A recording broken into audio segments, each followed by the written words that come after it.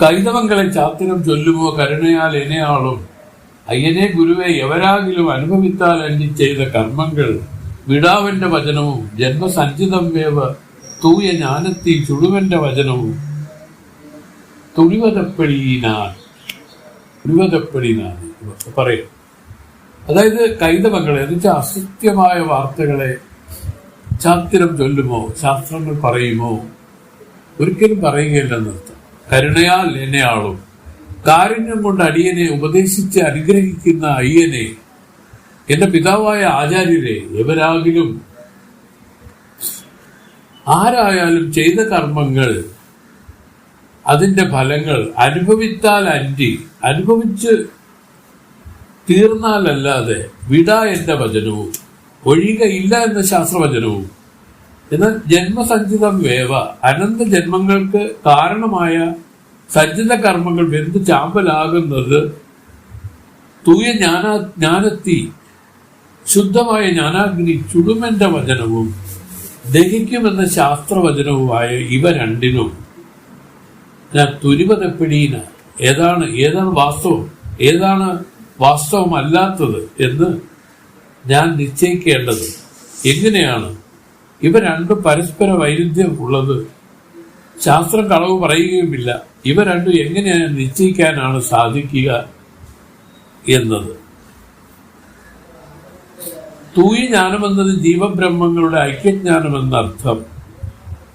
ന മുക്തം ക്ഷീയതേ കർമ്മ കൽപ്പകോടി രഥൈരഭി. ഈ ശ്രുതിയിൽ നിന്നും കർമ്മഫലം ഭുജിച്ചു തീർക്കാതെ ക്ഷയിക്കയില്ലെന്നും എന്നാൽ മെയ്ஞானത്തിയാൽ കർമ്മങ്ങൾ നശിച്ചു പോകുമെന്നും ശ്രുതിയും പരസ്പരം ഭിന്നങ്ങളായിരിക്കുന്നു. ഇതിൽ ഏതിനെയാണ് വാസ്തവമെന്ന് കരുതേണ്ടത് എന്നാണ് സംശയം. ഇതാണ് ഈ ചോദ്യം. എല്ലാവർക്കും സംശയം വരാല്ലേ? അല്ല, ശരിക്കും പറഞ്ഞാൽ അത് അനുഭവിച്ചാൽ മാത്രമേ തീരുള്ളൂ എന്ന് പറയുന്നു. അത് സത്യം തന്നെ. പക്ഷെ ഇതെങ്ങനെയെന്നുള്ളതാണ് ഇവിടെ ചോദിച്ചിരിക്കുന്നത്. ഇതിന്റെ ആൻസറാണ് അടുത്തതിൽ പറയാനുള്ളത്. ചോദ്യം മനസ്സിലായെങ്കിൽ അടുത്തതിലേക്ക് പോകാം. ചോദ്യം എന്ന് വെച്ചാൽ നമുക്ക് പൊതുവേ പറയുന്നത് നമ്മൾ എന്ത് കർമ്മം ചെയ്താലും അതിന്റെ ഫലം അനുഭവിച്ചാലല്ലാതെ അത് തീർക്കാൻ സാധിക്കില്ല. എന്നാൽ തൂയ ജ്ഞാനാഗ്നി ഇതിനെ ഭസ്മമാക്കൂ എന്ന് പറയുന്നതും ഈ ശ്രുതി തന്നെയാണ്. ഇത് രണ്ടും പരസ്പര വൈരുദ്ധ്യം പോലെ തോന്നുന്നു, എനിക്ക് തോന്നുന്നു. ഇതിൽ വാസ്തവമായിട്ടുള്ളത് ഏതാണെന്നൊന്ന് പറഞ്ഞു തരണം എന്ന ചോദ്യത്തിന് മറുപടിയായിട്ട് സ്വാമി പറയുന്നത്, ജീവഭേദങ്ങൾ അളവിലെയും ഐന്ദനെയും ചെയ്യുകയും അളവിലെയും അവവാം അവരവരധികാരങ്ങൾ അറിந்து പക്വം നോക്കി പൂമലന്തപ്പിൻ പനങ്ങൾ കാട്ടുവനപ്പോൾ പൂർവം സിദ്ധാന്തം. കാവൽ വേദങ്ങൾ ഇരണ്ടയും വചനിക്കും കാണ്ഡം പൂവകയാലേ. മൈന്ദനെ അല്ലയോ മകനെ, ജീവഭേദങ്ങൾ അളവിലെ ജീവോപാധികളായിരിക്കുന്ന അവിദ്യ അന്ധകരണങ്ങൾ അനന്തമായതിനാൽ ജീവഭേദങ്ങളും അളവില്ലാതിരിക്കുന്നു. ചെയ്യുകയും അളവില്ലേ. പ്രവർത്തിക്കുന്ന കാരണങ്ങളായ അവരവരുടെ അന്ധകരണങ്ങളിലുള്ള ശുഭം അശുഭം ശുഭാശുഭം എന്ന വാസനകൾ അതും അളവില്ലാതിരിക്കുന്നതിനാൽ ഓരോരുത്തരുടെയും പ്രവൃത്തികളും ഇത്രയെന്ന് തിട്ടപ്പെടുത്താൻ സാധിക്കുകയില്ല. അതുകൊണ്ട് അവകളാൽ വരുന്നതാകുന്ന അവരവർ അധികാരങ്ങൾ, അതാത് ജീവന്മാരുടെ അധികാരത്വം അനുസരിച്ച്, അതായത് അറിந்து നിശ്ചയിച്ച് പക്വം നോക്കി കാവൽ വേദങ്ങൾ, കരുണയാൽ എല്ലാവരെയും രക്ഷിച്ചു നിൽക്കുന്ന വേദങ്ങൾ, കാണ്ഡം മൂവകയാല് കർമ്മം ഉപാസന ജ്ഞാനം എന്ന 3 വിധമായ കാണ്ഡങ്ങളെ കൊണ്ട് പൂർവം സിദ്ധാന്തം ഇവ രണ്ടെയും വചനിക്കും. പൂർവപക്ഷം സിദ്ധാന്തപക്ഷം ഇവ രണ്ടിനെയും പ്രതിപാദിക്കുന്നു.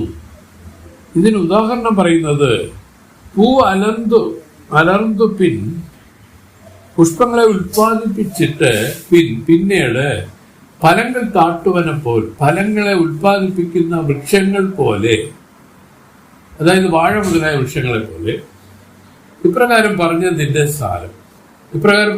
സാരം പറയും. അനുഭവിത്താൽ ചെയ്ത കർമ്മങ്ങൾ വിടാ എന്ന വചനവും കർമ്മ കാണ്ഡത്തിലുള്ള പൂർവപക്ഷം ജന്മസഞ്ചിതം വേവ തൂയ ജ്ഞാനത്തീ ചുടുമന്റെ വചനം ജ്ഞാനകാണ്ഡത്തിലെ സിദ്ധാന്തപക്ഷം എന്നവയാകുന്നു. ഇതാണ് ഈ പറഞ്ഞത്. ഇതിന് സ്വാമി പറഞ്ഞ ഇതാണ്.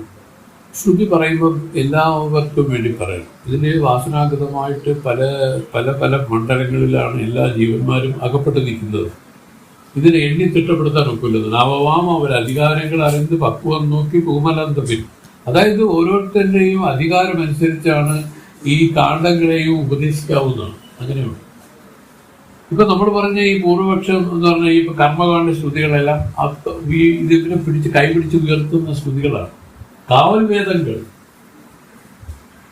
നമ്മളെ എല്ലാവരെയും കരുണയോടുകൂടി രക്ഷിച്ച് നിൽക്കുന്ന ആയതുകൊണ്ടാണ് കാവൽ വേദങ്ങൾ എന്ന് പറയുന്നത്. നമ്മളെ എല്ലാവരെയും കാക്കുന്ന വേദങ്ങളാണ്. അത് എങ്ങനെയാണ് അത് എല്ലാവരെയും രക്ഷിക്കേണ്ടത്? വെറും ജ്ഞാനകാണ്ഡം ഉത്തമ അധികാരികളെ മാത്രം രക്ഷിച്ചാൽ പോരല്ലോ. അതുകൊണ്ടാണ് 3 കാണ്ഡങ്ങളിലായിട്ട് ഇതിന് പറയപ്പെട്ടത്. എന്നിട്ട് അവർ പറഞ്ഞു ഈ പൂർവപക്ഷമായിട്ടിരിക്കുന്നത് ഇതാണ് കർമ്മകാണ്ഡ സ്തുതി. ഭഗവത് ഗ്രന്ഥമെല്ലാം കർമ്മകാണ്ഡ സ്തുതിയിലാണ് അകപ്പെടുന്നത്. അതിൻ്റെ ഏറ്റവും ഒടുവിലായിട്ട് അതിൻ്റെ ജ്ഞാനകാണ്ഡം അതിൽ വരും. എല്ലാം അങ്ങനെ തന്നെ. ഗീതയില് 18-ാം അധ്യായം ജ്ഞാനകാണ്ഡമാണ്. 17 അധ്യായം വരെ ആ കർമ്മകാണ്ഡ ശ്രുതികളെ തന്നെയാണ് പറഞ്ഞു പോകുന്നത്. കർമ്മ ഉപാസനയും അവസാനത്തെ പറഞ്ഞു സർവകർമാൻ പരിത്യജ്യ മാമേകം ശരണം പ്രജ പറഞ്ഞു തുടങ്ങി. എല്ലാം വിട്ടുകളയുക അർജുന. അതുവരെ അർജുനോട് പറഞ്ഞു. അർജുനൻ അങ്ങോട്ട് ചോദിച്ചു, ഭഗവാനെ ഇതൊക്കെ ഇങ്ങനെ യുദ്ധം ചെയ്തുകൊണ്ട് എനിക്കെന്ത് പ്രയോജനം? ഞാനിതിനെ വിട്ടുകളയട്ടോ എന്നുള്ള രീതിയിൽ അർജുനൻ ചോദിച്ചു. അപ്പൊ കൃഷ്ണൻ പറഞ്ഞു വിടണ്ടാന്ന് പറഞ്ഞു. കാരണം വിവേകം പൂർണ്ണമാകുന്നത് വരെ ഇതെങ്ങനെ വിടണം എന്ന് ചോദിച്ചാൽ എന്തെങ്കിലും മാനസിക വൈകാരികത കൊണ്ടല്ല ഇതിനെ വിടാനുള്ളത്. അവരിൽ നിന്ന് ഇത് ഈ രാജ്യം പിടിച്ചെടുക്കാൻ എനിക്ക് സാധ്യമല്ല, അതുകൊണ്ടൊരു ദുഃഖത്തിൽ ഒരു വിഷമത്തിൽ അതിനെ വിടാനല്ല പറഞ്ഞത്. ഏതെങ്കിലും ഒരു വികാരത്തിൽ വിടാനല്ല പറഞ്ഞത്. ഏതിനെ അർജുനന് അതുവരെ ഉണ്ടായിരുന്ന ഇഷ്ടങ്ങൾ. അപ്പൊ ആ രാജ്യം അവരുടേതാണ്. പാണ്ഡു എന്ന് പറഞ്ഞ പാണ്ഡു രാജാവ് മരണപ്പെട്ടപ്പോൾ ശരിക്കും പറഞ്ഞാൽ ആ രാജ്യം ആരുടേതാണ്?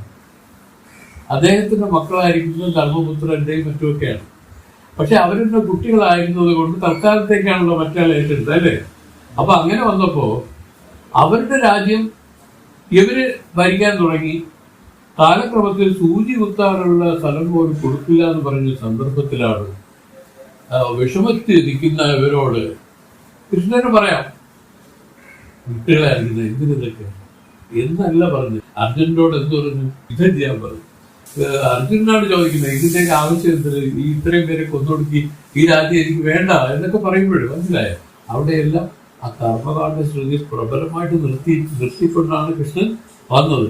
ഏറ്റവും ഒടുവിലായിട്ട് പറഞ്ഞു, എല്ലാം സർവകർമ്മ പരിത്യജ്യ മാമേകം ശരണം പ്രജ എന്നെല്ലാം പറഞ്ഞത്. അപ്പൊ ഇങ്ങനെ പതുക്കെയാണ് ഈ കാവൽ വേദങ്ങൾ, നമ്മളെ എല്ലാവരെയും രക്ഷിച്ചരുളുന്ന ഈ വേദങ്ങൾ നിൽക്കുന്നത് ഇങ്ങനെയാണ്.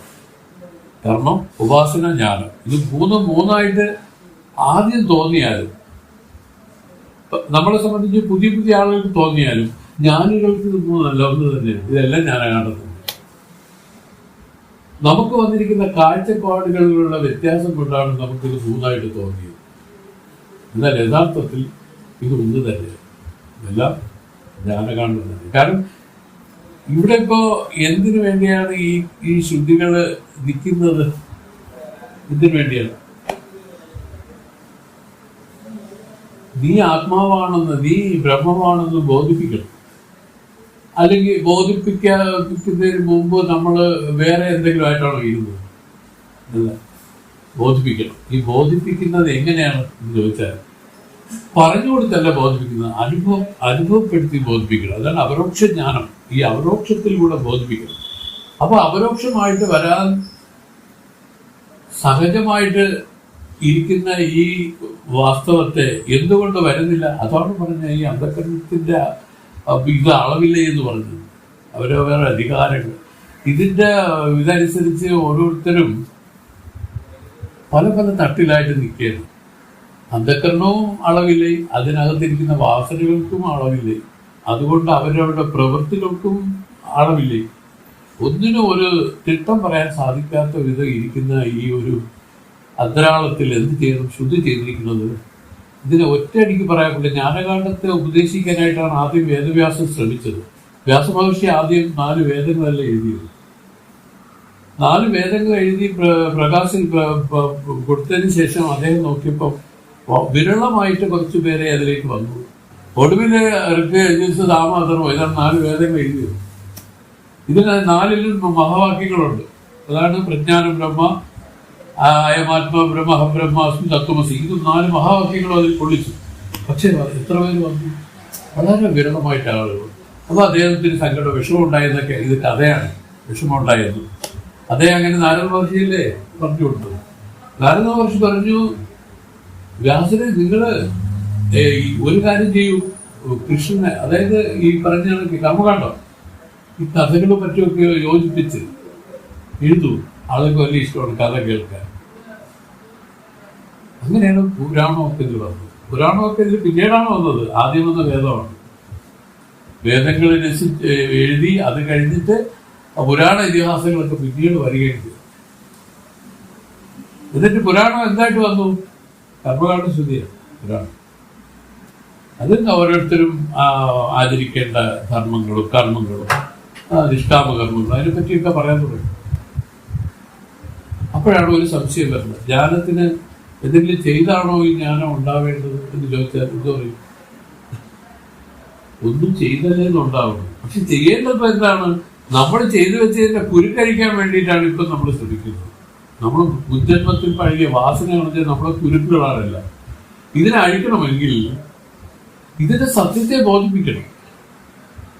വാസ്തവത്തിൽ ശ്രുതികളല്ല അതാണ് ചെയ്യുന്നത്. നമുക്ക് ഈ ആത്മാവിനെ ഉണ്ടാക്കിയ ചെയ്യുകയല്ല ചെയ്യുന്നത്. അത് പ്രാപ്തപ്രാപ്യമായിട്ടിരിക്കുന്നു. ഇതിന്റെ അധികാരം അനുസരിച്ച് അവരവരുടെ അധികാരങ്ങൾ അനുസരിച്ച് അവരവർക്കൊക്കെ കുറച്ച് തെളിവുള്ളവരുണ്ട്, നല്ല തെളിവുള്ളവരുണ്ട്, ഒരു പൊടിയും തെളിയാത്തവരുണ്ട്. ഇങ്ങനെ പല രൂപത്തിൽ ഇതിരിക്കുകയാണ്.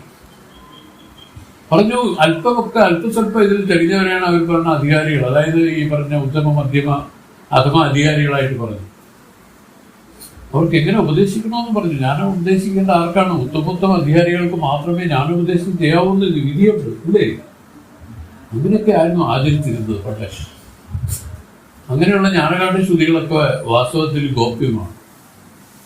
കാരണം അവർ പറയാനുള്ളത് വെച്ചാൽ നീ ഒന്നും ചെയ്യണ്ട, നീ ബ്രഹ്മസ്വരൂപം തന്നെയാണ്, നിനക്കൊന്നും തന്നെ ചെയ്യേണ്ട കാര്യമില്ല, എന്തെങ്കിലും ചെയ്ത് നേടേണ്ടതല്ല എന്നൊക്കെ പറഞ്ഞു കൊടുക്കാനുള്ള സാധാരണക്കാരോട് പറഞ്ഞാൽ പറ്റും. അതുകൊണ്ടാണ് അതിന്റെ അധികാരം അനുസരിച്ച് ആ കർമ്മകാണ്ഡത്തെ ശ്രുതികളെ കൊണ്ട് ഈ പറഞ്ഞ അറിവില്ലാത്തവരെയും ഇതിലേക്ക് കൊണ്ടുവരാനായിട്ട് ശ്രുതി ശ്രമിച്ചതാണെന്ന് മാത്രമേ അർത്ഥമുള്ളൂ. കാവൽ വേദങ്ങൾ ഇരണ്ടയും വചനിക്കും കാണ്ഡം ഭൂപകയാലേ 3 കാണ്ഡങ്ങളെ കൊണ്ടാണ് ഇതിനെ പറഞ്ഞു വെച്ചിരിക്കുന്നത്. ഇപ്രകാരം പറഞ്ഞതിന്റെ സാരം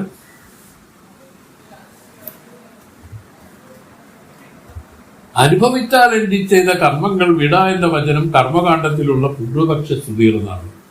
അതാണ് പൂർവപക്ഷ സ്തുതികൾ.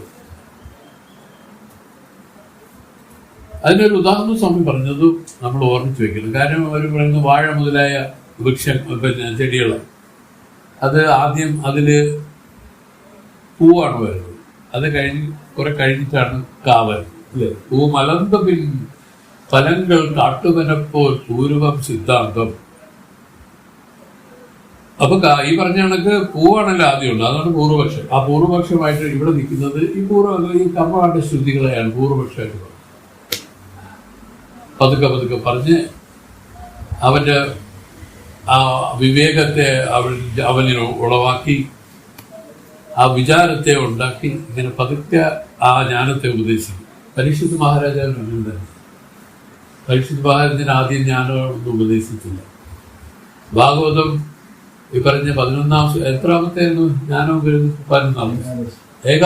ഏകാദശത്തിന് മുമ്പ് ദ്വാദശം വരെയും ഈ ലീലകളും കഥകളും ആ കൃഷ്ണന്റെ അവതാരങ്ങളും അതിനെ പറ്റിയൊക്കെ അങ്ങ് വർണ്ണിക്കുകയാണ് പല രൂപത്തിൽ. ഒടുവിലാണ് മനസ്സിലായത് പരീക്ഷിത് മഹാരാജ, പരീക്ഷിത്തിന്റെ ഭയം മാറിയില്ല. താൻ മരിച്ചു പോകുന്നുള്ള ഭയം കൊണ്ട് വല്ലാത്ത ഒരു ലെവലിലേക്ക് പോയി കഴിഞ്ഞു. ഈ സമയത്താണ് ഒടുവിലെ ജ്ഞാനകാണ്ഡ ശ്രുതിയെ ഉപദേശിക്കുന്നത്. അതില് കൈവലത്തിലാണെങ്കിൽ ഇതാണ്: പിറന്നത് ഉണ്ടാനാൽ അല്ലോ പിറകു ചാകുന്നത് താനുണ്ടാവും, പിറന്നതേ ഇല്ലേ എന്നും. നീ ജനിച്ചിട്ടുണ്ടെങ്കിൽ അല്ലേ നിനക്ക് മരണമുള്ളൂ എന്നുള്ള രീതിക്കുള്ളതാണ്. അതായത് പരീക്ഷത്തിനും അത് തന്നെ പറഞ്ഞു കൊടുത്തു. പരീക്ഷത്തെ ഈ ജനിച്ചു എന്ന് പറയുന്നത് ആരാണ്? നീ നോക്കാൻ പറഞ്ഞു. നീയാണോ ജനിച്ചിരിക്കുന്നത്? ഈ ശരീരാദികളിൽ വന്നതിന് ജന്മമായിട്ട് പറഞ്ഞു. അല്ലാതെ വാസ്തവത്തിൽ ആത്മാവിന് ജനനവും ഇല്ല മരണവും ഇല്ല. അത് നിത്യശുദ്ധ ബുദ്ധമുക്തമായിരിക്കുന്ന സ്വരൂപമാണ്. നിത്യമാണ്. അതിന് ഒരു മാറ്റമില്ല, വരവും പോക്കൊന്നുമില്ല. അത് നിത്യമാണ്. ഇതിനെപ്പറ്റി പറഞ്ഞ് മനസ്സിലാക്കിയല്ല, ധരിപ്പിച്ചു. മനസ്സ് പോയി ഇവിടെ, മനസ്സിന്റെ ആവശ്യമില്ല, ധരിപ്പിച്ചു. ആ ബുദ്ധിയിൽ അതിനെ ധരിപ്പിച്ചു. അങ്ങനെ നിന്ന് അദ്ദേഹത്തിന്റെ ആ ജനന മരണ സംസാര ദുഃഖം അതിന്റെ അറിവ് ഉണ്ടാക്കി കൊടുത്തു. ഇതാണ് ഭാഗവതം ചെയ്തിരിക്കുന്നത്. പരീക്ഷിത് മഹാരാജാവിന് മുക്തി ഉണ്ടാക്കി കൊടുത്ത കഥയാണ് ഭാഗവതം, അല്ലേ? അപ്പൊ അതിനുവേണ്ടി പിന്തുടർന്ന കാര്യങ്ങളെ ശ്രദ്ധിക്കുമ്പോൾ നമുക്ക് മനസ്സിലാവും. പൂർവപക്ഷമാണ് ആദ്യം പറഞ്ഞു പോകുന്നത്. അത്രയും അത് കഴിഞ്ഞ് പൂർവപക്ഷത്തിനെ നമ്മൾ പറയും പിന്നെ ഇതിന് കാണ്ഡം, കർമ്മകാണ്ഡം. അത് കഴിഞ്ഞിട്ട് ഉപാസന കാണ്ഡം പറഞ്ഞു. ഉപാസന കാണ്ഡമാണ് ഭഗവാന്റെ അവതാരമൊക്കെ ഉപാസന കാണ്ഡം. അതെങ്ങനെ വെച്ചാൽ ആ ഭഗവാന് തന്റെ ഹൃദയത്തിൽ കാണാൻ, ശംഖചക്ര ഗദാധരമായിരിക്കുന്ന മഹാവിഷ്ണുവിനെ തന്റെ ഉള്ളിൽ ഭാവിച്ച് കാണാൻ. എന്നിട്ട് അത് അഴിയാതെ എത്ര സമയം നിലനിർത്താൻ സാധിക്കുമോ അത്രയും സമയം നിലനിർത്താം. ഇതാണ് ഉപാസന. മനസ്സ് സംസ്കരിക്കാനുള്ള വഴികളാണ്. കർമ്മകാണ്ഡം എന്ന് വെച്ചാൽ വേറൊന്നുമല്ല, നിഷ്കാമ്യമായ കർമ്മങ്ങളെ പറഞ്ഞു. എങ്ങനെയാണ് മനസ്സിനെ ശുദ്ധീകരിക്കേണ്ടതെന്ന് ചോദിച്ചാൽ കർമ്മങ്ങളെ കൊണ്ടല്ല, നിഷ്കാമ്യ കർമ്മങ്ങളൊക്കെ. നിഷ്കാമ്യ കർമ്മം എന്ന് വെച്ചാൽ ഫലേച്ഛ ഇല്ലാതെയുള്ള കർമ്മങ്ങൾ. ഫലേച്ഛ ഇല്ലാതെയുള്ള കർമ്മങ്ങൾ എന്ന് പറയുന്നത് വാസ്തവത്തിൽ തിരഞ്ഞ് ചിന്തിച്ച് വന്നാൽ വേദാധ്യായനവും ശ്രവണവും ഒക്കെ തന്നെയാണ്. അല്ലാതെ വെറും അടുക്കളപ്പടിയാണോ ഒന്നുമല്ല. അതിനല്ല, അതിനൊന്നും ഇവിടെ പരാമർശിച്ചിട്ടേ ഇല്ല. വേദത്തിന് അതിനെ നോക്കിയിട്ടേ ഇല്ല അതൊന്നും. പക്ഷെ നമ്മുടെ ആചാര്യന്മാർ പറഞ്ഞു ഇങ്ങനെ ഉള്ള ചെറിയ ചെറിയ കർമ്മങ്ങൾ ചെയ്ത് മനസ്സിന്റെ ശുദ്ധി വരുത്തിയെടുക്കുക. വേദം പറയുന്ന കർമ്മം എന്ന് പറഞ്ഞാൽ ബ്രാഹ്മണ കർമ്മമാണ്. ഈ പൂജാതി കാര്യങ്ങളെയാണ് കർമ്മമായിട്ട് പറഞ്ഞിരിക്കുന്നത്. പൂജ, അർച്ചനം, ഇതൊക്കെ ഉണ്ടല്ലോ. ഇത് പിന്നെ മന്ത്രോച്ചാരണങ്ങള്, ഇതിനൊക്കെയാണ് അവര് പറയുന്നത്. അപ്പൊ അങ്ങനെയാണ് ഇത് പതുക്കെ ആളുകൾക്ക് കയറി വരാൻ. ഒന്ന് ആലോചിച്ച് നോക്കിയിട്ട് ഈ കർമ്മങ്ങൾ ചെയ്ത് ആരെങ്കിലും ഈ ലോകത്ത് മനസ്സിനെ ശുദ്ധീകരിച്ചതായിട്ട് പറയാൻ സാധിക്കുമോ? ഈ രാഷ്ട്രീയക്കാരത്തിൽ ഈ കർമ്മങ്ങളല്ലേ ചെയ്യുന്നത്? ആരെങ്കിലും ഇതിലൊന്ന് റിഫൈൻ ചെയ്ത് വന്നിട്ടുണ്ടോ? ഒരിക്കലും സാധ്യമല്ല. അതൊന്നും നടക്കില്ല, കാര്യമല്ല. പക്ഷേ നിഷ്കാമ കർമ്മം ചെയ്യാൻ പഠിപ്പിച്ചു കൊടുത്തു. നിഷ്കാമ കർമ്മങ്ങളുടെ തപസ്സിനെ തന്നെ. ആ തപസ് എങ്ങനെയുള്ളത്? ഏകാഗ്രമായി മനസ്സിന് വെച്ചുകൊണ്ടിരിക്കുന്നതിനെയാണ് തപസ് എന്ന് നമ്മൾ കഴിഞ്ഞ ക്ലാസ്സിൽ വായിച്ചത്, അല്ലെ? എവിടെ വായിച്ചതാണ്? തപസ് എന്ന് പറഞ്ഞാൽ കാമ്യതവം, കാമ്യം ഒറ്റയിൽ കരുതിടാത്തവം എന്നും ഭൂമിയിൽ തവം ഇരുവകയും. രണ്ട് തരം തപസ്സുണ്ട്. അതിൽ കാമ്യ തപസ് ചെയ്തത് എങ്ങനെ, ആരൊക്കെയെന്ന് ചോദിച്ചാൽ രാവണൻ തുടങ്ങിയ ആളുകള് കാമ്യ തപസ് അനുഷ്ഠിച്ചു. ബ്രഹ്മാവിനെ പ്രത്യക്ഷപ്പെടുത്തി വരങ്ങളൊക്കെ വായിച്ചില്ലേ പലരും. അതൊക്കെയാണ് കാമ്യ തപസ്. നിഷ്കാമ്യ തപസ് എന്ന് ഇവിടെ ഉദ്ദേശിച്ച മനസ്സിന്റെ ഏകാഗ്രതയാണ് നിഷ്കാമ്യ തപസ്. അവിടെ പ്രത്യേകിച്ച് എന്തെങ്കിലും ഒരു ആഗ്രഹത്തിന്റെ ഒരു പൊടിപോലും അവിടെ വരാൻ പാടില്ല. അത് നമ്മള് വേദ പഠനത്തിലൂടെ നമ്മൾ സ്വയം ആ അറിവാർജിക്കണം. ഒരു പറയുന്നത് മനസ്സ് ചലിക്കുന്നത് എന്താണ്? ആഗ്രഹം. ആ ആഗ്രഹമാണ് ഇതിനെ ചലിപ്പിക്കുന്നത്. ആഗ്രഹം എന്തുകൊണ്ട് വരുന്നു? ഈ ലോകം സത്യബുദ്ധിയിൽ ഇരുന്ന് വരും. അതുകൊണ്ട് അവർ ആദ്യമേ പറഞ്ഞു, ഈ ലോകം ഈ ആത്മാവിൽ കേവലം ഒരു തോന്നൽ മാത്രമായിട്ടിരിക്കുകയാണ്, വാസ്തവമല്ല. അങ്ങനെയാണെങ്കിൽ നിനക്ക് ഇതിനോടൊരു ആഗ്രഹം വാസ്തവത്തിൽ ശുദ്ധ അബദ്ധമാണ്, ഒരു മിഥ്യാകാര്യമാണത്. അതുകൊണ്ട് അവർ പറഞ്ഞു വിട്ടുകളയെന്ന് പറഞ്ഞു, വിട്ടുകളയ. അപ്പൊ നമ്മൾ ചോദിക്കുക, അപ്പൊ പിന്നെ ആ ഭക്ഷണാദികളും മറ്റു കാര്യങ്ങളും ഒക്കെ നമ്മൾ എടുത്തു പിടിച്ച് അങ്ങനെ ചോദിച്ചു കഴിഞ്ഞാൽ വേദത്തിന് അതെല്ലാം എന്ത് ചോദ്യങ്ങളെന്നറിയാം, അത് നിഷേധമായിട്ട്, വേദത്തിൽ നിഷേധമായിട്ട് ഉള്ള ചോദ്യങ്ങളാണ്. അത് അലോബിളല്ല. അതിനവർ പറയുന്നത് വെച്ചാൽ അതിനുള്ള അധികാരിയായില്ല, ആ മുക്തിദാഹം വന്നില്ല, ഇതൊക്കെ ഉള്ളൂ, അത്രേ ഉള്ളൂ. അല്ല വേറെ ഇതിന് മറുപടി അവരൊന്നും പറയും. ഇങ്ങനെയാണ് മഹത്തുക്കൾ ഇരിക്കുന്നത്. നമ്മുടെ ഗുരുദേവനുണ്ടായിരുന്നു, ശ്രീ രാമാനന്ദ ഗുരുദേവൻ. എല്ലാവർക്കും അനുഷ്ഠാനം കൊടുക്കും അദ്ദേഹം, സ്വാമി. പക്ഷേ കൈവല്യം തുടങ്ങിയ ജ്ഞാനഗ്രന്ഥങ്ങൾ പാരായണം ചെയ്യുക, പഠിപ്പിക്കുന്ന സമയത്ത് വളരെ നിഷ്കർഷയോടുകൂടി സ്വാമി ഇരുന്നു. സ്വാമി ആരെയും അതിൽ പ്രവേശിപ്പിച്ചില്ല. ഒരു 3-4 പേരുണ്ടായിരുന്നെന്നാണ് മാധവാനന്ദ സ്വാമി വഴി നമ്മൾ അറിഞ്ഞിട്ടില്ല. 3-4 പേരേ ഉള്ളൂ ഇവരുടെ ആ അധമ്യ ക്ലാസ്സിൽ. സ്വാമി വന്നിട്ട് ആ കൈവല്യത്തിൻ്റെ ഇതെടുത്ത് വായിച്ചിട്ട് അർത്ഥം പറഞ്ഞുകൊണ്ടിരിക്കും. അപ്പോഴുണ്ടല്ലോ ആ ഇരുന്ന് വായിക്കുന്ന ആ സ്ഥലം അടച്ചു ബന്ധോസി. അത് കഴിഞ്ഞിട്ട് അതിൻ്റെ അടുത്ത് ആരും കേൾക്കാൻ വരാൻ പോലും പാടില്ലെന്ന് പറഞ്ഞുകൊണ്ട് 2-3 പേര് കാവൽ തന്നു. അതിനായിരുന്നു എന്തിനാണ് സ്ട്രിക്റ്റായിരുന്നു. ഇതൊക്കെ നമ്മുടെ മാധവാനന്ദ സ്വാമി വരെയുള്ളവരെല്ലാം ആചരിച്ചിരുന്നു ഈ കാര്യങ്ങളെല്ലാം. അത് കഴിഞ്ഞിട്ട് ചിന്മയാനന്ദ സ്വാമികളിലേക്ക് വന്നപ്പോഴാണ് സ്വാമി പറഞ്ഞു, അന്നത്തെ കാലം ഇന്നത്തെ കാലവുമായിട്ട് വ്യത്യാസമുണ്ട്. സ്വാമി പറഞ്ഞു, ഇതൊക്കെ അർഹതയുള്ളവരെ കേൾക്കൂ.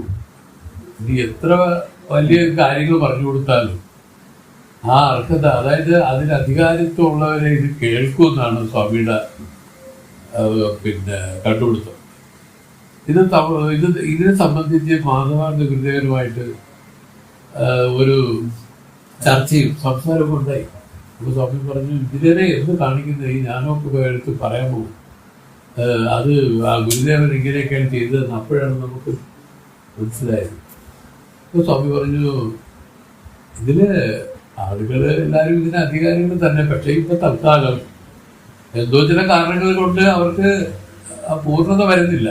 എന്നാലും ഇത് കേട്ടാൽ സ്വാമി ഏതെങ്കിലും ഒരു കാലത്ത് അവർക്കിത് പ്രയോജനപ്പെടുക തന്നെ ചെയ്യുമെന്നൊക്കെ പറഞ്ഞ് ഇവർ തങ്ങളിലൊരു ചെറിയ സംവാദം ഉണ്ടായി. ഒടുവിൽ മാധവാനന്ദ സ്വാമി പറഞ്ഞ്, എഞ്ചിനീയറെ എന്നാ അങ്ങനെ ആവട്ടെ എന്ന് പറഞ്ഞു. അങ്ങനെ അതിനെ തുടർന്നാണ് ഇങ്ങനെയൊക്കെ സംഭവിച്ചത്. അത് കഴിഞ്ഞ് ഞങ്ങൾക്കൊക്കെ സ്വാമി പറയാൻ തുടങ്ങി. മനസ്സിലായി, കൈവല്യം 1-2 പ്രാവശ്യം ഞങ്ങൾക്ക് എടുത്തിട്ടുണ്ട്. പിന്നീട് അപ്പോഴാണ് ഓരോരുത്തരായിട്ട് പുതിയ ആൾക്കാർ വരാൻ തുടങ്ങി. അപ്പൊ അവരോട് പറയാമോ, നിങ്ങൾ മാറുന്നില്ല എന്ന് പറഞ്ഞു. അങ്ങനെ പറഞ്ഞില്ല. കേട്ടോട്ടെ, ഇരുന്നോളൂ. പക്ഷേ ഇതിനൊന്നും അർത്ഥം എടുത്തെങ്കിൽ സ്ഥാപിച്ചു കളയരുത്. കാരണം ഇതിന്റെ അർത്ഥം എന്ന് പറയുന്നത് ആത്മജ്ഞാനമാണ്. ഇതിന്റെ അർത്ഥം എന്ന് പറയുന്നത് ലൗകികമായ വേർഡ്സ് അല്ല, പദങ്ങളല്ല, ഒന്നുമല്ല.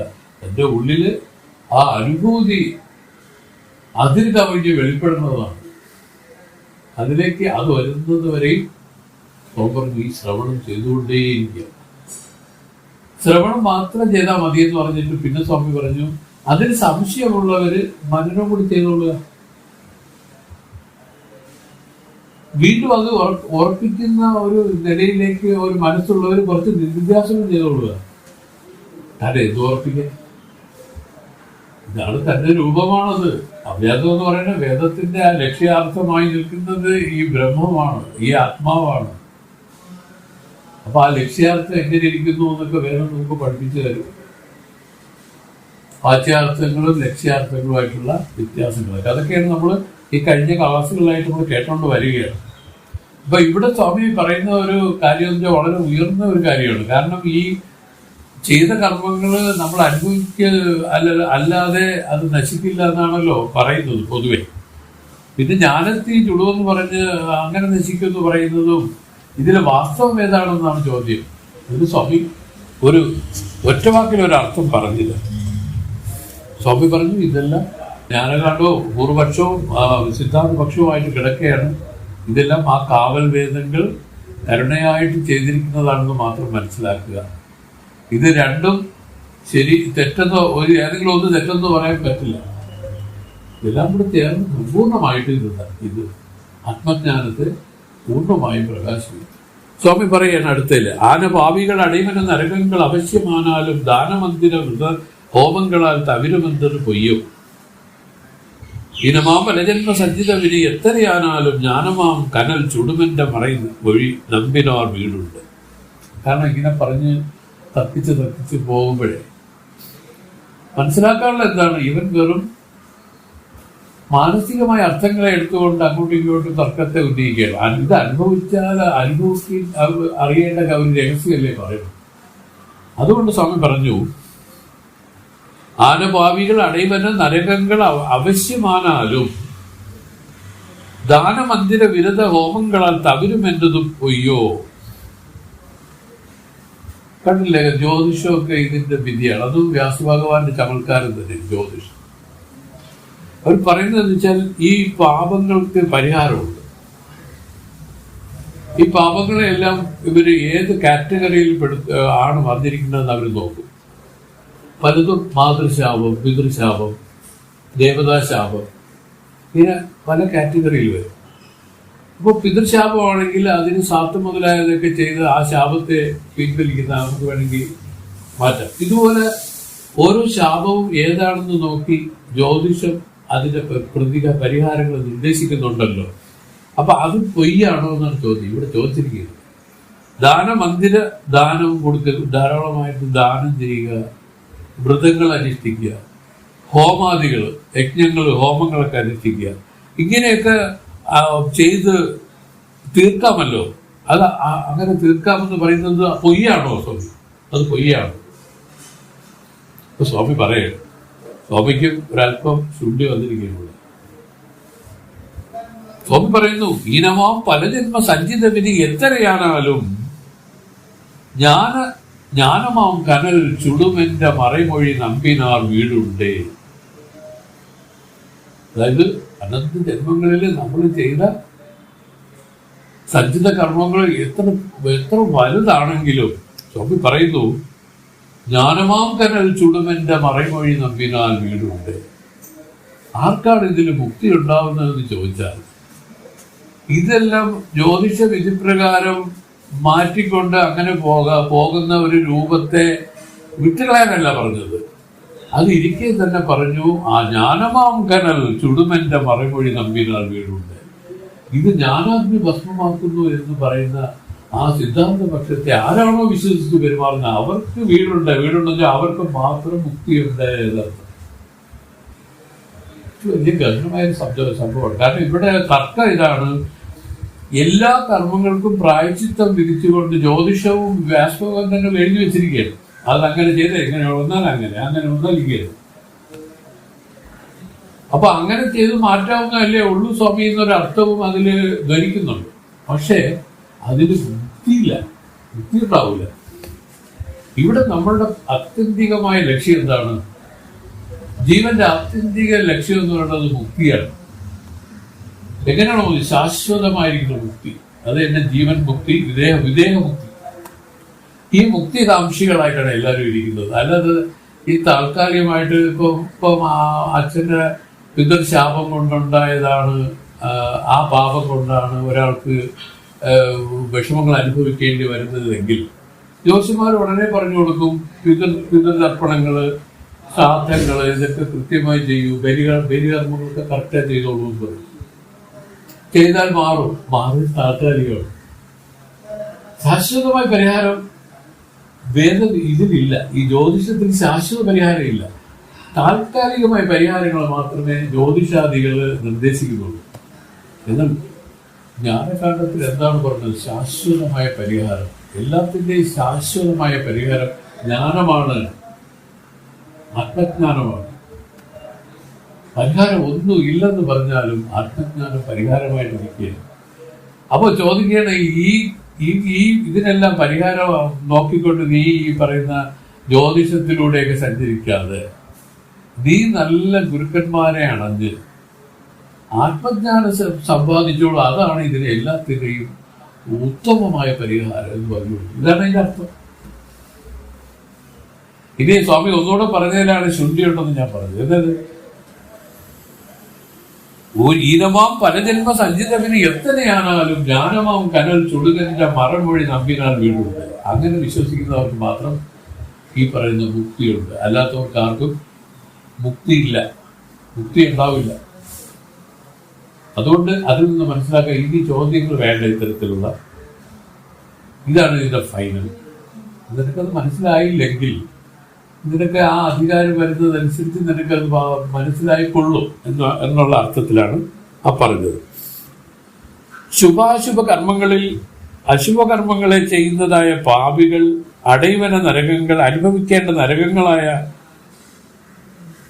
നരകങ്ങളായവ അവജയം വേണാലും നിശ്ചയമായി ഉള്ളതാണെങ്കിലും ദാനമന്ദിര വിരത ഹോമങ്ങളാൽ, ദാനം, മന്ത്രം, വ്രതം, ഹോമം തുടങ്ങിയ പ്രായശ്ചിത്തങ്ങളാൽ ഇവകളാൽ പാപം നീങ്ങി വരുന്നത് കൊണ്ട് അവ വരാതെ ഒഴിഞ്ഞു പോകുമെന്ന ശാസ്ത്രവചനം അസത്യമോ അല്ലല്ലോ. അതുപോലെ ഹീനമായ പല ജന്മസഞ്ചിത വിനയ് അനന്ത ജന്മങ്ങൾക്ക് കാരണമായ സഞ്ചിത കർമ്മമാകുന്ന ഇന്ധനങ്ങൾ, അതായത് വിറകുകൾ എത്രയാണാലും കോടാനുകോടി ഉണ്ടെങ്കിലും ജ്ഞാനമാം കനൽ സംശയരഹിതമായ ബ്രഹ്മാത്മ ഐക്യജ്ഞാനമായ അഗ്നി ചുടും എന്റെ മറൈമൊഴി. അവകളെ ഏരിച്ച് ഭസ്മമാക്കി കളയുമെന്ന് പറഞ്ഞ സിദ്ധാന്ത വചനത്തെ നമ്പിനാൽ വിശ്വസിക്കുന്നവർക്ക് വീടുണ്ട്. നിശ്ചയമായും കർമ്മങ്ങളറ്റ് മോക്ഷമെടുക്കും. അവർ നിശ്ചയമായും കർമ്മങ്ങളറ്റ് മോക്ഷമെടുക്കും. പാപികൾ നരകമടയുമെന്നാൽ അതിന് പ്രായശ്ചിത്തമുണ്ട്. അവകൾ അനുഷ്ഠിച്ച് പാപം നശിപ്പിക്കുകയും ചെയ്യാം എന്ന് അനുഭവത്തിലും പുരാണങ്ങളിലും കണ്ടിരിക്കുന്നു. അതുപോലെ ജ്ഞാനാഗ്നിയാൽ സഞ്ചിത കർമ്മങ്ങൾ എരിഞ്ഞു പോകും എന്ന ജ്ഞാനകാണ്ഡത്തിലെ ഈശ്വര സങ്കല്പമായ സിദ്ധാന്തപക്ഷത്തെ വിശ്വസിച്ച് പ്രവർത്തിച്ചാൽ നിശ്ചയമായും അമൃതത്വം പ്രാപിക്കും എന്നാണ് എന്റെ അർത്ഥമായിട്ട് സ്വാമി എഴുതിയിരിക്കുന്നത്. സ്വാമി പണ്ട് പറയും, ഗുരുദേവൻ നമ്മുടെ രമണ ഭഗവാൻ ഒരിക്കലൊരു സന്ദർഭത്തിലൊരു കാര്യങ്ങളാണ്. ഒരാൾ വന്നു. അപ്പൊ സ്വാമി ജ്ഞാനോപദേശമാണ് ചെയ്യുന്നത്. ഞാൻ ആരെന്നുള്ളത് ആണല്ലോ സ്വാമിയുടെ ജ്ഞാനോപദേശം. അപ്പൊ അദ്ദേഹം വന്ന് അടുത്തിരുന്നിട്ട് സ്വാമി വന്ന് ഇരുന്നോളൂ എന്ന് പറഞ്ഞു. അപ്പൊ സ്വാമി അതേ ഇരിക്കാതെ മാറി നിന്നപ്പോഴും സ്വാമി വിളിച്ചു, എന്താ ഇരിക്കാത്തത്? സ്വാമി, ഞാൻ ഒരുപാട് പാപകർമ്മങ്ങൾ ചെയ്തിട്ടുള്ള ആളാണ്, എനിക്കിത് കേൾക്കാനുള്ള അധികാരമുണ്ട്. കാരണം വേറൊന്നുമില്ല, ഇയാള് എന്തൊക്കെയോ അധിക കർമ്മങ്ങളൊക്കെ ചെയ്തു എന്നുള്ള ആ ഒരു കുറ്റബോധം ഇയാളുടെ ഉള്ളിലിരിക്കുക. അപ്പൊ അത് പറയുമ്പോൾ സ്വാമി പറഞ്ഞത് എന്താണെന്നത്, ഞാൻ പാപകർമ്മം ചെയ്തിട്ടുണ്ട് എന്നുള്ള അതിനെ വിട്ടിട്ട് നീ ഇരിക്കാൻ പറഞ്ഞുള്ള വേറൊന്നുമില്ല. ഏത് പുണ്യം ഏത് പാപം ഇതിനെ തന്നെ കാറ്റഗറൈസ് ചെയ്തിരുന്നത് നമ്മളുടെ മനുഷ്യരില്ലേ. അതില് ഇപ്പൊ തന്നെ സ്വാമി പറയും, നമ്മുടെ ഈ കേരളത്തിൽ ആരെങ്കിലും മരിച്ചു കഴിഞ്ഞാൽ എല്ലാവരും ചുറ്റിയിരുന്ന് കരയും. തമിഴ്നാട്ടിൽ അങ്ങനെയല്ല, എല്ലാവരും ചുറ്റിയിരുന്ന് ചിരിക്കും. അവർ മാത്രമല്ല, ഘോഷയാത്രയായിട്ടാണ് അവരെടുത്തുകൊണ്ട് പോയി. അവർ പറയുന്ന മുക്തി അടഞ്ഞു എന്നാണ്, ഏറ്റവും വലിയ പദവിയായി അവർക്ക് കിട്ടിയെന്നാണ്. മരണം വെച്ചാൽ മുക്തി അടഞ്ഞു എന്നുള്ള രൂപത്തിൽ. ഇതെല്ലാം മാനസികമായി സങ്കല്പങ്ങളല്ലേ. അപ്പൊ ഇതിൽ ഏതാണ് പുണ്യം, ഏതാണ് പാപം, ഇതിൽ ഏതെങ്കിലും പറയാൻ പോയി. ഇതിലെ പ്രാദേശികമായി ആളുകൾ ഉണ്ടാക്കി വെച്ചിരിക്കുന്ന കാര്യങ്ങളല്ലാതെ ഇതിലൊന്നും വാസ്തവത്തിലൊന്നുമില്ല കേട്ടോ. ഇതാണ് പറയുന്നത്. നമ്മൾ പറഞ്ഞു തന്നെ ഇതാണ്, ഞാൻ ഒരുപാട് പാപം ചെയ്തിട്ടുണ്ട് എന്നുള്ള അനുസന്ധാനത്തെ വെടിഞ്ഞ് നീ ഇതിരുന്ന് കേൾക്കൂ, നീ അധികാരി തന്നെ. മനസ്സിലായില്ലേ? ഇതാണ് ഗുരുദേവൻ രമണ ഭഗവാൻ കൊടുത്ത ഉപദേശം. അതിൽ നിന്ന് എന്ത് മനസ്സിലായി? പിന്നെ പ്രസന്റ് സ്വപ്ന സന്ദീപമാണില്ല, വാസ്തവത്തിൽ എല്ലാം സ്വപ്ന സന്ദീപം. ഇതെല്ലാം പോയി തികഞ്ഞു നോക്കി സമയം കളയാറ്, അല്ലെങ്കിൽ ഇതിന് ജ്യോതിഷ പരിഹാരങ്ങൾ തേടി അതിനെ പ്രായശ്ചിത്തങ്ങൾ ചെയ്തു പോകാറ്. ജ്ഞാനത്തിലേക്ക് പ്രവൃത്തിയെടുക്കൂ. പെട്ടെന്ന് തന്നെ ഈ തത്വവിചാരം ചെയ്യാനായിട്ട് ഇതിലേക്ക് നല്ല സമർത്ഥന്മാരായിരിക്കും, നല്ല ഗുരുക്കന്മാരുമായിട്ട് യോജിച്ച് പ്രവർത്തിച്ചോളൂ. ഇതാണ് പറഞ്ഞതിന്റെ അർത്ഥം.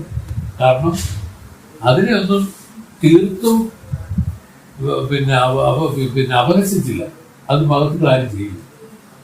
മതത്തിൻ്റെ ഏറ്റവും വലിയ പ്രത്യേകത അതിനെ തള്ളിയൊന്നും പറയില്ല. പക്ഷേ അതൊക്കെ വിട്ടേക്കു, നീ വന്നിരുന്ന ഇത് ചെയ്തോളൂ എന്ന്. അപ്പൊ ജ്യോതിഷ പരിഹാരങ്ങളൊക്കെ നിറയെ ഇരിക്കുകയല്ലേ സ്വാമി, പിന്നെന്തിനാണ് ഇത് ജ്ഞാനത്തിന്റെ ഇതിലേക്ക് പോകുന്നതെന്നാണ് ചോദ്യം. സ്വാമി പറയുന്നു, സംഭവമൊക്കെ ശരി തന്നെ, അതെല്ലാം ശരി തന്നെ. പക്ഷെ എത്ര ചിന്തവനങ്ങൾ എത്ര ആയാലും ഈ ജ്ഞാനമാം കടൽ ചുടുമെന്റെ മറൈമൊഴി നമ്പിനാൽ വീടുണ്ട്. ഇതിന് അല്ലാതെ അതിനെ ഇടിച്ചു പറയാനായിട്ട് സ്വാമി ശ്രമിച്ചില്ല. അല്ലേ? ഇതിന്റെ പ്രാധാന്യത്തെ ഒന്നുകൂടെ എടുത്തു പറഞ്ഞു. ഇതിനെ വിശ്വസിക്കുന്നവർക്ക് വീടിന്റെ വീടിന്റെ മോക്ഷം ഉണ്ടാണ്. വീടുണ്ട്, മോക്ഷമുണ്ട്, അവർക്ക് മുക്തിയാണ്, അവർ മുക്തിയാണ്. അല്ല, എങ്ങനെയാണ്? നിശ്ചയമായും ഒന്നൊരു വാക്കൂടെ, നിശ്ചയമായും മുക്തിയടയുന്നല്ല. ഇതിന് പറയുന്നത് നിശ്ചയമായ അമൃതത്വം പ്രാപിക്കും. ഇതാണ് 51-ാമത്തെ പദ്യം. 52 കൂടെ വായിക്കും. എന്മനം തിരുക്കോയിലാം ചിനം കുടിയിരും തരൽ ഗുരുമൂർത്തി, ജന്മസഞ്ചിതം വിനകൾ വേരർത്തിടും തേവരിർ മെയ്ஞானம், തന്മയന്തരും മഹിമയെ വിപുതരാം സമർത്ഥരും അറിയാമൽ കർമ്മകാണ്ഡമാം കുഴിയിനിൽ വീഴ്ന്തഴുകിന്റെ കാരണം ഒരേയില്. നമ്മളെല്ലാവരും കർമ്മകാണ്ഡത്തില് ശുദ്ധി തന്നെയാണ്. കർമ്മകാണ്ഡ ശുദ്ധികളിൽ മാത്രം നിന്ന് നമ്മുടെ ഈ മുജ്ജന്മ പുണ്യഭാവങ്ങൾക്ക് പ്രായശ്ചിത്തം ചെയ്തുകൊണ്ടിരിക്കുകയാണ്. അതാണ് ജീവിതമായിട്ടിരിക്കുന്നത്. ഇതെത്ര ജന്മം ചെയ്താലും ഈ സഞ്ചിത കർമ്മങ്ങൾ പെരുകയല്ലാതെ കുറയില്ല. അതാണ് പറഞ്ഞതിന്റെ വേറൊരർത്ഥം. കർമ്മത്തെ കർമ്മം കൊണ്ടെടുക്കാൻ പറ്റില്ല. കർമ്മത്തെ പിന്നെ എന്തുകൊണ്ടെടുക്കാൻ? ജ്ഞാനം കൊണ്ട് എടുക്കാൻ പറ്റും. അത് ഒരു വലിയൊരു പ്രധാനമായ ഒരു കാര്യമാണ്. കർമ്മത്തിന് കർമ്മം കൊണ്ടെടുക്കാൻ പറ്റില്ല. ഒരു കർമ്മത്തിന് വേറൊരു കർമ്മം ചെയ്ത് മറ്റേ കർമ്മത്തിന് പരിഹാരം അങ്ങനെ പറ്റില്ല. അതൊക്കെ തോന്നൽ മാത്രമാണ്. താൽക്കാലികമായ ഒരു പരിഹാരം വന്നതുപോലെ തോന്നാം, വാസ്തവത്തിൽ അതല്ല. നേരത്തെ തന്നെ നമ്മൾ പറഞ്ഞൊരു കാര്യം, ജ്യോത്സ്യൻ കബഡി വെച്ചിട്ട് പറഞ്ഞു പിതൃശാപം നിങ്ങൾക്ക് വന്നിരിക്കുന്നു. അപ്പം ജ്യോത്സ്യൻ തന്നെ പറഞ്ഞു കൊടുത്തു, ഇത്ര കാലം നിങ്ങൾ ഈ രൂപത്തിൽ എന്തെങ്കിലുമൊക്കെ യജ്ഞങ്ങൾ ഏതൊക്കെ ചെയ്യാൻ പറഞ്ഞു, ദാനധർമ്മങ്ങളൊക്കെ ചെയ്യാൻ പറഞ്ഞു. അപ്പൊ ഇത്ര കാലം ചെയ്താൽ അത് ഒഴിയോ ജ്യോത്സ്യനെ എന്ന് ചോദിച്ചാൽ താൽക്കാലികമായ ശമനം വരും. അപ്പൊ പിന്നെ ഉണ്ടാവുമോ ജ്യോത്സ്യനെ എന്ന് ചോദിച്ചാൽ പിന്നെ ഉണ്ടാവും. പിന്നെ നിങ്ങൾ ചെയ്യേണ്ടി വരുമോ? ഈ വയ്യാക്കെട്ടിക്ക് ആരെങ്കിലും പോവോ? ജ്ഞാനം അടഞ്ഞാൽ അവർ പറയും ശാശ്വതമായ പരിഹാരം ഇതിൽ വന്നു കഴിഞ്ഞു. അതെങ്ങനെയാണ് ശാശ്വതമായ പരിഹാരം വന്നതെന്നറിയും. ഇന്നലെ സ്വാമി പറയും, ഒരു ജ്ഞാനി ഒരു കുടുംബത്തിലുണ്ടായ 21 തലമുറ ഉള്ള ഈ പറയുന്ന എല്ലാവർക്കും അവർക്ക് ഊർജ്ജലിൽ വരെയാണ്. 10 തലമുറ പിന്നോട്ടും 10 തലമുറ മുന്നോട്ടും ആ തലമുറ അങ്ങനെ 21 തലമുറ. ഈ 21 തലമുറ മുമ്പോട്ട് വരുന്ന രൂപത്തില്, ഊർജ്ജഗതിയിൽ വരുന്ന രൂപത്തിൽ ഒരാൾക്ക് ഞാനുണ്ടായാൽ മതി. നമുക്ക് ആ പരിഹാരത്തിന്റെ പ്രത്യേകത മനസ്സിലായ. ഇതുള്ളതിന്റെ പ്രത്യേകത, ഒരു കുടുംബത്തിൽ ഒരു ജ്ഞാനി ഉണ്ടെങ്കിൽ 21 തലമുറയിലുള്ള എല്ലാവരും രക്ഷപ്പെട്ടു എന്നാണ്. കണ്ടില്ലേ? നമുക്ക് അറിഞ്ഞൂടാ. പൂർവ്വകാലത്തിൽ നമ്മുടെ പിതൃക്കളെ തൂങ്ങിച്ചേർത്തവരാണ് വേറെ ഏതെങ്കിലും തരത്തിൽ മൃത്യു സംഭവിച്ച ധാരാളം പേര് കാണും. ഇവർക്കെല്ലാം എന്താണ് പ്രായശ്ചിത്തമായിട്ട് നമുക്ക് ചെയ്യാൻ പറ്റുന്നത്? അവർക്ക് ഇപ്പൊ ഏതോ ഒരു പിതൃശാപം എന്ന് പറഞ്ഞാൽ അത് മാത്രമല്ല, അതിനെ തുടർന്ന് വേറെ എന്തൊക്കെയോ കാണും. അത് സൂക്ഷ്മമായിട്ട് ഗണിക്കുന്ന ശാസ്ത്രീയമായി അറിയാവുന്ന ഒരു ലോകത്തില്ലെന്നാണ്. അതൊരു ജ്ഞാനിക്ക് മാത്രമേ അത് സൂക്ഷ്മ ഗണന ചെയ്യാൻ പറ്റൂ. അവരും ഇങ്ങനെ ഗണിച്ച് ഈ പ്രതിവിധി അല്ല നിർദ്ദേശിക്കുന്നത് നമ്മുടെ ഗുരുദേവരെ കാണാനായിട്ട്. കഥയൊക്കെ പറഞ്ഞാൽ മനസ്സിലാവുന്നു. ഒരിക്കൽ വലിയ ഒരു സമ്പന്നയായ ഒരു പിന്നെ ഒരു അമ്മ, ഒരു ലേഡി വന്നു. അവർ വന്നിട്ട് പറഞ്ഞു, സ്വാമി പാണ്ഡുരോഗമാണ് എനിക്ക്, പലയിടത്തും കാണിച്ചു. സ്വാമി പെട്ടെന്ന് പറഞ്ഞു അക്ഷരം വാങ്ങിച്ചു കേട്ടിട്ടുണ്ടായിരുന്നു. അപ്പോൾ ഈ ലേഡി വിചാരിച്ചു അനുഷ്ഠാനം വാങ്ങിച്ചാൽ ഇത് മാറും. അനുഷ്ഠാനം വാങ്ങിച്ചാൽ അങ്ങനെ കഴിയണം. അവർ ഓരോ ദിവസവും ചെക്ക് ചെയ്യാം, ഇത് കളർ പെയിന്റിങ്ങും എല്ലാം വരുന്നുണ്ടോ, എല്ലാം മാറുന്നുണ്ടോ, ഇതെല്ലാം ഗുരുദേവനാണ്. അങ്ങനെ ഒരു ദിവസം വന്ന് ഇവരുടെ മാറുന്നില്ല. അപ്പോൾ സ്വാമി അടുത്ത് വന്ന് സങ്കടം ബോധിപ്പിക്കാൻ സ്വാമിക്ക് ഒന്നും പറയാൻ പറ്റില്ല. സ്വാമി തന്നെ പറഞ്ഞു. സ്വാമി പറഞ്ഞു, എന്താ മാറുന്നില്ലല്ലേ? ഇതെനിക്ക് വേണേ ഒരു സെക്കൻഡ് കൊണ്ട് മാറ്റാൻ പറ്റും. പക്ഷെ അതുകൊണ്ട് എന്താ വിശേഷം?